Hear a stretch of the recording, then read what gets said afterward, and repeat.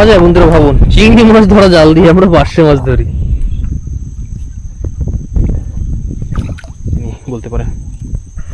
কিন্তু বলতে পারেন 8টা বেজে গেছে, তো আমি আর ছোট কাকা কিন্তু বেরিয়ে পড়ছি জাল টানার উদ্দেশ্যে। এই দেখো পুরা সাইজ, গাজব সাইজ, সেদিনকার থেকে বড় তারে মাছের, দারুন সত্যি, একদম দিল গার্ডেন গার্ডেন হয়ে গেছে।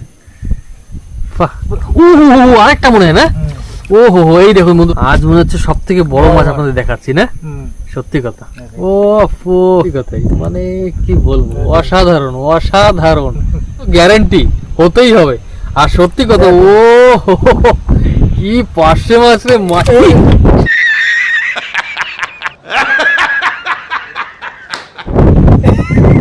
চলে গেল এটা আমাদের